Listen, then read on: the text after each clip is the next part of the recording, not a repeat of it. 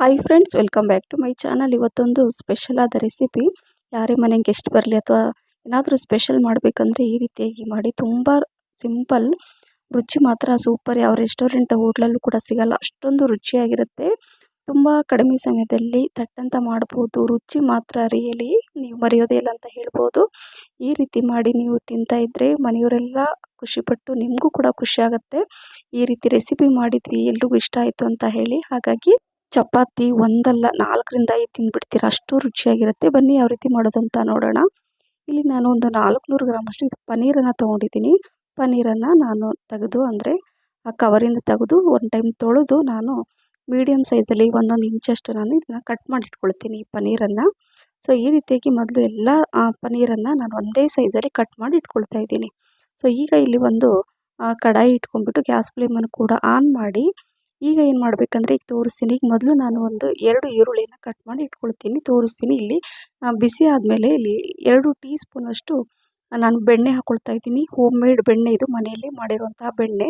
ನೋಡಿ, ಈರುಳ್ಳಿನ ಈ ರೀತಿಯಾಗಿ ಕಟ್ ಮಾಡ್ಕೊಳ್ತಾ ಇದ್ದೀನಿ. ಹೋಟೆಲ್ ರೆಸ್ಟೋರೆಂಟಲ್ಲೆಲ್ಲ ನೀವು ಈ ಥರ ಕಟ್ ಮಾಡಿರ್ತಾರೆ ನೋಡಿ, ಸೇಮ್ ಅದೇ ರೀತಿಯಾಗಿ ಒಂದು ಕ್ಯಾಪ್ಸಿಕಮ್, ಸೇಮ್ ಈರುಳ್ಳಿ ಯಾವ ರೀತಿ ಕಟ್ ಮಾಡಿದ್ದೀನಲ್ಲ ಅದೇ ಸೈಜಲ್ಲಿ ಕ್ಯಾಪ್ಸಿಕಮನ್ನು ಕಟ್ ಮಾಡಿ ಇದರಲ್ಲಿ ಈ ಬೆಣ್ಣೆಯಲ್ಲೇ ಕರೆಕ್ಟಾಗಿ ಅದನ್ನು ಚೆನ್ನಾಗಿ 1 ನಿಮಿಷ ನೋಡಿ ಈ ಥರ ಕ್ರಿಸ್ಪಿಯಾಗಿ ಬರುತ್ತೆ. ತಿನ್ನುವಾಗ ಒಂಥರ ಕ್ರಂಚಿಯಾಗಿರುತ್ತೆ, ಬಾಯಲ್ಲಿ ತುಂಬ ಚೆನ್ನಾಗಿ ರುಚಿ ಬರುತ್ತೆ. ಸೊ ಇದನ್ನೆಲ್ಲ ಫ್ರೈ ಮಾಡಿ ಒಂದು ಬಟ್ಲಲ್ಲಿ ನಾನು ತೆಗೆದಿಡ್ತಾ ಇದ್ದೀನಿ ನೋಡಿ. ನಂತರ ಸೇಮ್ ಈಗ ಪನ್ನೀರ್ ಏನು ಕಟ್ ಮಾಡಿ ಇಟ್ಕೊಂಡಿದ್ನಲ್ಲ, ಸೊ ಅದನ್ನೇ ಇದರಲ್ಲೇ ಹಾಕ್ಕೊಂಡು ಅದೇ ಬೆಣ್ಣೆಯಲ್ಲಿ ನಾನು ಇದನ್ನು ಚೆನ್ನಾಗಿ 1 ನಿಮಿಷ ಚೆನ್ನಾಗಿ ಇದನ್ನು ಫ್ರೈ ಮಾಡ್ಕೋಬೇಕು. ಈ ರೀತಿ ಮಾಡಿಕೊಂಡ್ರೆ ತುಂಬ ಚೆನ್ನಾಗಿ ರುಚಿ ಬರುತ್ತೆ. ಸ್ವಲ್ಪ ಉಪ್ಪು, ಸ್ವಲ್ಪ ಅರಿಶಿಣ, ಹಾಗೆ 1 ಟೀ ಸ್ಪೂನಷ್ಟು ಚಿಲ್ಲಿ ಪೌಡ್ರ್, ಅಚ್ಚ ಖಾರದ ಪುಡಿನ ಹಾಕ್ಕೊಂಡು ಇದನ್ನು ಚೆನ್ನಾಗಿ ಒಂಥರ ಈ ಥರ ಎಲ್ಲ ಮಿಕ್ಸ್ ಮಾಡಿಕೊಂಡ್ರೆ ಪನ್ನೀರ್ ತಿನ್ನುವಾಗ ರುಚಿ ಬರುತ್ತೆ, ಸಪ್ಪೆ ಸಪ್ಪೆ ಅನಿಸಲ್ಲ. ಸೊ ಇದನ್ನು ಕೂಡ 1 ನಿಮಿಷ ಚೆನ್ನಾಗಿ ಹೈ ಫ್ಲೇಮಲ್ಲಿ ಇದನ್ನು ಫ್ರೈ ಮಾಡಿಕೊಂಡು ಇದನ್ನು ತೆಗೆದಿಟ್ಕೊಳ್ತಾ ಇದ್ದೀನಿ ಒಂದು ಬಟ್ಲಲ್ಲಿ ನೋಡಿ. ಈಗ ಇನ್ನೂ ಸ್ವಲ್ಪ ಬೆಣ್ಣೆ ಹಾಕ್ಕೊಂಡು, ಈಗ ಬೆಣ್ಣೆ ಎಲ್ಲ ಕರಗಿದ ಮೇಲೆ ಬಡೆ ಸೋಂಪು, ಹಾಗೆ ಲವಂಗ, ಚಕ್ಕೆ, ಏಲಕ್ಕಿ, ಪಲಾವ್ ಎಲೆ, ಸೊ ಡ್ರೈ ಐಟಮ್ಸ್ ಇದನ್ನೆಲ್ಲ ಹಾಕ್ಕೊಂಡು ಈಗ ಇದನ್ನು ಫ್ರೈ ಮಾಡ್ಕೊಂಡ ನಂತರ 1 ಟೀ ಸ್ಪೂನಷ್ಟು ಶುಂಠಿ ಬೆಳ್ಳುಳ್ಳಿ ಪೇಸ್ಟನ್ನು ಹಾಕ್ಕೋಬೇಕು. ಈಗ ಇಲ್ಲಿ ಹಸಿಮೆಣಸಿನ್ಕಾಯಿ, ಕೊತ್ತಂಬರಿ, ಪುದೀನ ಪೇಸ್ಟನ್ನು ಹಾಕ್ಕೊಳ್ತಾ ಇದ್ದೀನಿ. ಸೊ ಇದನ್ನು ಹಾಕ್ಕೊಂಡೋದ್ರಿಂದ ಚೆನ್ನಾಗಿ ಸ್ಮೆಲ್ ಬರುತ್ತೆ, ಪರಿಮಳ ತುಂಬ ಚೆನ್ನಾಗಿರುತ್ತೆ. ಸ್ವಲ್ಪ ನೀರು ಹಾಕ್ಕೊಂಡು ಇದನ್ನು ಹಾಕ್ಕೊಂಡು ಫ್ರೈ ಮಾಡ್ಕೋಬೇಕು. ನಂತರ ಇಲ್ಲಿ 2ರಿಂದ 3 ಟೀ ಸ್ಪೂನಷ್ಟು ಮೊಸರನ್ನು ಹಾಕ್ಕೋಬೇಕಾಗತ್ತೆ. ಮೊಸರು ಹಾಕ್ಕೊಂಡು ನಂತರ ಮಿಕ್ಸ್ ಮಾಡಿದ ನಂತರ ಒಂದು ದೊಡ್ಡ ಕಪ್ಪಷ್ಟು ನಾನಿಲ್ಲಿ ಹಸಿ ಬಟಾಣಿನ ಹಾಕ್ಕೊಂಡಿದ್ದೀನಿ. ಹಸಿ ಬಟಾಣಿ ಸ್ವಲ್ಪ ಜಾಸ್ತಿ ಹಾಕ್ಕೊಂಡಿದ್ದೀನಿ. ನಂತರ ಸಾಲ್ಟ್ ಹಾಕ್ಕೋಬೇಕು, ಕಲ್ಲುಪ್ಪನ್ನು ಹಾಕ್ಕೊಂಡಿದ್ದೀನಿ. ಸೊ ಕಲ್ಲುಪ್ಪು ಹಾಕ್ಕೊಂಡು ಇದನ್ನು ಮಿಕ್ಸ್ ಮಾಡ್ಕೊಳ್ಬೇಕು, ಯಾಕಂದರೆ ಇದು ಚೆನ್ನಾಗಿ ಬೇಯಬೇಕು. ಸ್ವಲ್ಪ ಅರಿಶಿನ ಕೂಡ ಹಾಕ್ಕೊಂಡಿದ್ದೀನಿ. ನಂತರ ಏನಂದರೆ ಮಿಕ್ಸ್ ಮಾಡ್ಕೊಂಡ ನಂತರ ಇದನ್ನು ಒಂದು ಮೀಡಿಯಮ್ ಫ್ಲೇಮಲ್ಲಿ ಒಂದು 5 ನಿಮಿಷ ಮುಚ್ಚಿಡಬೇಕು. ನಂತರ ನೋಡಿ ಈ ಥರ ತೋರಿಸ್ತಾ ಇದ್ದೀನಿ, ಒಂದು 5 ನಿಮಿಷದ ನಂತರ ಚೆನ್ನಾಗಿ ಇದು ಹಸಿ ಬಟಾಣಿ ಬೇಗನೆ ಇದು ಕುಕ್ ಆಗುತ್ತೆ. ನಂತರ ಈ ಫ್ರೈ ಮಾಡಿರೋಂಥದ್ದು ಎಲ್ಲ ಕ್ಯಾಪ್ಸಿಕಮ್, ಈರುಳ್ಳಿ, ಆಮೇಲೆ ಪನ್ನೀರು ಇದನ್ನು ಹಾಕ್ಕೋಬೇಕಾಗತ್ತೆ. ಆಲ್ರೆಡಿ ನಾವು ಒಂಥರ ಫ್ರೈ ಮಾಡಿ ಇಟ್ಕೊಂಡಿದ್ದೀವಿ. ಜಾಸ್ತಿ ಕುಕ್ ಆಗಬೇಕು, ಜಾಸ್ತಿ ಫ್ರೈ ಆಗಬೇಕಂತ ಏನಿಲ್ಲ. ಸೊ ಎಲ್ಲ ಮಿಕ್ಸ್ ಮಾಡಿಕೊಂಡು ನೋಡಿ, ಇದು ಚೆನ್ನಾಗಿ ಮಿಕ್ಸ್ ಮಾಡ್ಕೋಬೇಕು. ನೀರೆಲ್ಲ ಏನು ಹಾಕಬಾರ್ದು, ಸಿಮ್ಮಲ್ಲಿ ಇಟ್ಕೊಂಡು ಒಂದು 5 ನಿಮಿಷ ಇದನ್ನು ಬೇಯಿಸ್ಕೋಬೇಕು. ನಂತರ ಮತ್ತೆ ಹೈ ಫ್ಲೇಮಲ್ಲಿ ನಾನು ಇದನ್ನು ಮತ್ತೆ ಒಂದು 2 ನಿಮಿಷ ಬೇಯಿಸ್ಕೊತೀನಿ. ಇಲ್ಲಿ ಒಂದು ದೊಡ್ಡ ಗಾತ್ರದಲ್ಲಿ ಒಂದು ಟೊಮೆಟೊ ಹಾಕ್ಕೊಂಡಿದ್ದೀನಿ. ಇದು ಹುಳಿ ಟೊಮೊಟೊ ಅಲ್ಲ, ಆ್ಯಪಲ್ ಟೊಮೊಟೊನ ಹಾಕ್ಕೊಂಡು ಇಲ್ಲಿ ಫ್ರೆಶ್ ಕ್ರೀಮನ್ನು, ಹೋಮ್ ಮೇಡ್ ಫ್ರೆಶ್ ಕ್ರೀಮ್ ಇದು ಅರ್ಧ ಕಪ್ಪಷ್ಟು ಇದನ್ನು ಹಾಕ್ಕೋಬೇಕು. ಮನೆಯಲ್ಲೇ ಏನು ಕಾಯಿಸಿ ಆರಿಸಿದಂಥ ಹಾಲಿರುತ್ತೆ, ಮೇಲೆ ಕೆನೆ ಬಂದಿರುತ್ತಲ್ಲ, ಅದನ್ನು ಸ್ಟೋರ್ ಮಾಡಿ ಇಟ್ಕೊಂಡಿರ್ತೀನಿ. ಅದನ್ನು ಚೆನ್ನಾಗಿ ಮಿಕ್ಸ್ ಮಾಡಿಕೊಂಡು ಅದನ್ನು ಈ ಕ್ರೀಮನ್ನು ಹಾಕ್ಕೊಂಡಿದ್ದೀನಿ, ಫ್ರೆಶ್ ಕ್ರೀಮ್. ನಂತರ ಇಲ್ಲಿ ಒಂದು 4ರಿಂದ 5 ಏನಂದರೆ ಈ ಪನ್ನೀರನ್ನು ನಾನು ಸೈಡಲ್ಲಿ ಇಟ್ಕೊಂಡಿದ್ದೆ. ಯಾಕೆ ಅಂದರೆ ಈ ರೀತಿಯಾಗಿ ಮ್ಯಾಶ್ ಮಾಡಿ ಈ ರೀತಿ ಹಾಕ್ಕೊಂಡ್ರೆ ಏನಾಗುತ್ತೆ, ಆ ಪನ್ನೀರು, ಈರುಳ್ಳಿ, ಕ್ಯಾಪ್ಸಿಕಮು ಎಲ್ಲ ಕಡೆನೂ ಅಂದರೆ ಚೆನ್ನಾಗಿ ಮಿಕ್ಸ್ ಆಗುತ್ತೆ. ಎಲ್ಲಿ ನೀವು ಒಂದೊಂದು ಬೈಟಿಗೂ ನೀವು ಆ ಪನ್ನೀರ್ ಫ್ಲೇವರ್ ಬರುತ್ತೆ, ರುಚಿ ತುಂಬ ಚೆನ್ನಾಗಿರುತ್ತೆ.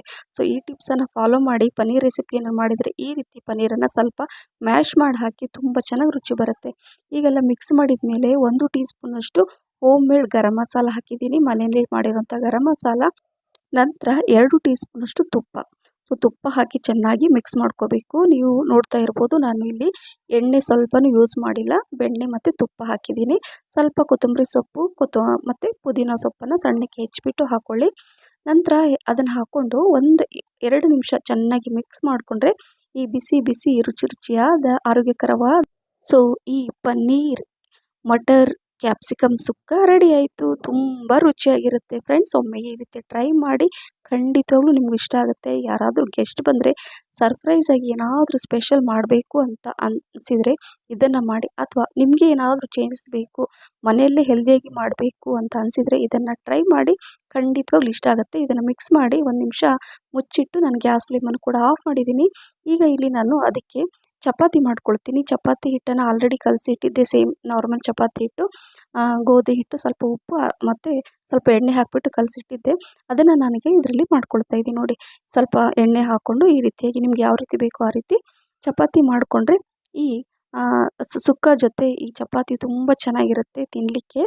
ಎಲ್ಲ ಥರ ಗ್ರೇವಿ ಮಾಡೋದಕ್ಕಿಂತ ಕೆಲವೊಂದು ಸಲ ಈ ರೀತಿ ಒಂದು ಸಲ ಈ ಚಪಾತಿ ಜೊತೆ ಇದನ್ನು ಮಾಡಿ ತುಂಬ ಚೆನ್ನಾಗಿರುತ್ತೆ. ಸೊ ನೋಡಿ, ಈ ರೀತಿಯಾಗಿ ನಾನು ಚಪಾತಿ ಮಾಡಿಕೊಂಡು ಹಂಚ್ಕೊಡೋಕ್ಕಾದಿದೆ, ಅದನ್ನೆಲ್ಲ ಈ ರೀತಿಯಾಗಿ ಬೇಯಿಸ್ಕೊತಾ ಇದ್ದೀನಿ. ಅದೇ ರೀತಿ ನಾನು ಎಲ್ಲ ಚಪಾತಿನ ಮಾಡಿ ಇಟ್ಕೊಳ್ತಾ ಇದ್ದೀನಿ. ಸೊ ಹಾಗಾಗಿ ಬಿಸಿ ಬಿಸಿ ಈ ಚಪಾತಿ ಜೊತೆ ಈ ಸುಕ್ಕ ತುಂಬ ಚೆನ್ನಾಗಿರುತ್ತೆ, ಈ ಪನ್ನೀರ್ ಸುಕ್ಕ. ನೋಡಿ, ಸ್ವಲ್ಪ ಎಣ್ಣೆ ಕೂಡ ಹಾಕ್ಕೊಂಡು ಇದನ್ನು ನಾನು ಮಾಡಿ ಇಟ್ಕೊಂಡಿದ್ದೀನಿ. ಸೊ ಹಾಗಾಗಿ ತುಂಬ ಕಡಿಮೆ ಸಮಯದಲ್ಲಿ ಯಾವ ರೆಸ್ಟೋರೆಂಟ್ ಹೋಟ್ಲಲ್ಲೂ ಸಿಗಲ್ಲ. ಇದು ಅಷ್ಟೊಂದು ರುಚಿಯಾಗಿರುತ್ತೆ, ಹೈಜಿನಿಕ್ ಆಗಿರುತ್ತೆ, ಆರೋಗ್ಯಕರವಾಗಿರುತ್ತೆ, ಮತ್ತು ಎಲ್ಲರೂ ತಿಂದು ನಾವು ಖುಷಿ ಖುಷಿಯಾಗಿ ಆರೋಗ್ಯಕರವಾಗಿ ಇರ್ಬೋದು. ಏನಂತೀರಾ? ನೋಡಿ, ಈ ರೀತಿ ಚಪಾತಿ ಮಾಡಿದರೆ ಲೇಯರ್ ಆಗಿ ಬೆಳಗ್ಗೆ ಮಾಡಿ ರಾತ್ರಿ ಇಟ್ಟು ಕೂಡ ಅಷ್ಟೇ ಸಾಫ್ಟಾಗಿರುತ್ತೆ. ಸೊ ನೋಡಿದ್ರಲ್ಲ, ಇದೇ ರೀತಿ ಚಪಾತಿ ಕೂಡ ನಾನು ಮಾಡಿ ಇಟ್ಕೊಂಡೆ. ಚಪಾತಿ, ನಾನ್, ರೋಟಿ, ಕುಲ್ಚಾ ಅಥವಾ ಪೂರಿ ಜೊತೆ ಕೂಡ ತುಂಬಾ ಚೆನ್ನಾಗಿರುತ್ತೆ.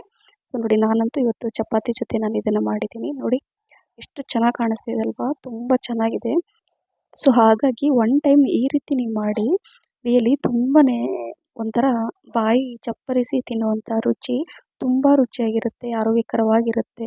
ಹೈ ಪ್ರೋಟೀನ್ ಹೊಂದಿರುವಂತಹ ಈ ಒಂದು ರೆಸಿಪಿ ಯಾವ ಹೋಟೆಲ್ ರೆಸ್ಟೋರೆಂಟಲ್ಲೂ ಕೂಡ ಸಿಗಲ್ಲ. ನೋಡಿ, ನೋಡ್ಲಿಕ್ಕೆ ಕೂಡ ಎಷ್ಟು ಚೆನ್ನಾಗಿ ಕಾಣಿಸ್ತಿದೆ, ರುಚಿ ಮಾತ್ರ ತುಂಬ ಚೆನ್ನಾಗಿರುತ್ತೆ. ಹಾಗಾಗಿ ಮಿಸ್ ಮಾಡದೆ ಇದನ್ನು ಮಾಡಿ ಅಂತ ಹೇಳ್ತಾ, ಈ ರೆಸಿಪಿ ನಿಮಗೆ ಇಷ್ಟ ಆಗಿದ್ದರೆ ಲೈಕ್, ಶೇರ್, ಕಮೆಂಟ್ಸ್ ಮತ್ತು ಸಬ್ಸ್ಕ್ರೈಬ್ ಮಾಡಿ.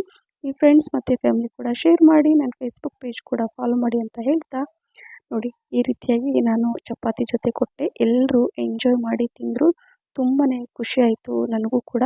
ಹಾಗಾಗಿ ನೋಡಿ, ಈ ಥರ ಈ ಥಾಲಿ ಈ 2 ಚಪಾತಿ ಅಲ್ಲ, 4ರಿಂದ 5 ಚಪಾತಿ ತಿಂದುಬಿಡ್ತಾರೆ, ಅಷ್ಟೊಂದು ರುಚಿಯಾಗಿರುತ್ತೆ.